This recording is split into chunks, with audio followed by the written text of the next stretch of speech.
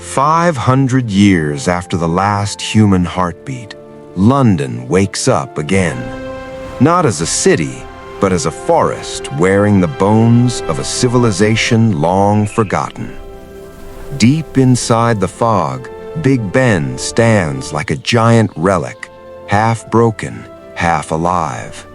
Water pours through its shattered clock face, glimmering in the morning sun. Ivy wraps around the tower like a living crown, crawling upward year after year, as if trying to touch the sky. Down below, the old streets are gone. Grass breaks through cracked pavement. Trees rise from the center of roads where buses once roared. And the wind carries the soft rustle of leaves, the only voice this new world needs. It didn't take long for nature to take over. Within just a few decades after humanity vanished, the first vines began their quiet invasion. But now, 5 centuries later, London looks like something out of a dream or a warning. The River Thames, once engineered, constrained, controlled, now runs wild. Its waters overflow into Westminster, swallowing sidewalks and creating a new delta of twisting channels. Fish weave through submerged staircases. Reeds break the surface where tourists once took photos. Along the river, Parliament rises like a forgotten temple. Its towering windows are shattered, swallowed by moss. Birds nest in the rafters where political debates once thundered. And when the breeze passes through the broken halls, it sounds like the building is whispering its own history to the forest around it. Across the water, remnants of the London Eye lean heavily, half collapsed, its metal frame wrapped in vines. Birds circle it, landing on the rusted spokes as if they're the new architects of the skyline. The wheel that once symbolized human innovation is now a nest stilt for 1,000 tiny wings. Travel deeper into the city, and the wilderness becomes thicker. Carnaby Street, once bursting with neon colors and shoppers, looks like a river channel. Ferns spill from broken doorways. Trees stretch high through shattered store roofs. Foxes trot fearlessly down the open street, now their hunting ground.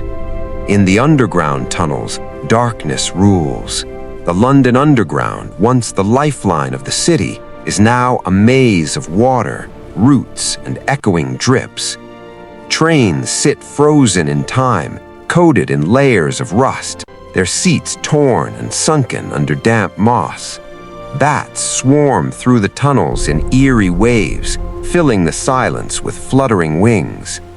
Above ground, Regent Street is no longer a road, it's a green corridor. Massive oak trees, their trunks thick and ancient, rise through cracked pavement. Where storefronts once displayed the latest fashion, vines spill like waterfalls from broken glass. Deer walk calmly along the street, pausing to graze where shoppers once stood in line. Hyde Park no longer has boundaries. Without humans to maintain fences and manicured lawns, it expanded. Its trees, unchecked, pushed outward into the nearby neighborhoods. Now Hyde Park is a megaforest, stretching so far you can walk for days without ever realizing you entered a city. Within its depths, wolves roam again, returning after centuries of absence. Their howls echo through the ruins at night, bouncing off old stone walls like a haunting lullaby. They hunt the red deer that drink from ponds formed by 500 years of rain.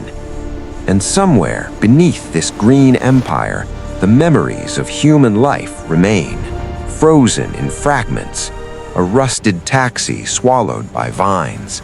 A double-decker bus half buried in soil. A street sign pointing toward Piccadilly, though the road it once labeled no longer exists. And a child's toy floating in a flooded basement, circling endlessly in the dark water. Move east And Canary Wharf looks like the skeleton of a giant.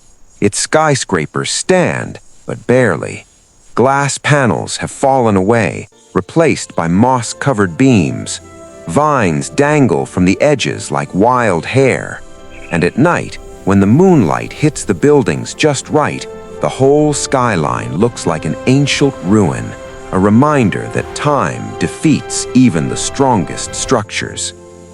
The animals that rule this place don't remember humans. To them, London is just a forest with strange metal trees and stone cliffs, a place where concrete provides shade and broken apartments make perfect shelters. Sparrowhawks nest inside old office floors. Badgers dig tunnels under the steps of St. Paul's Cathedral. And in the open fields where Heathrow Airport once stood, herds of bison roam freely, something the world hasn't seen in centuries.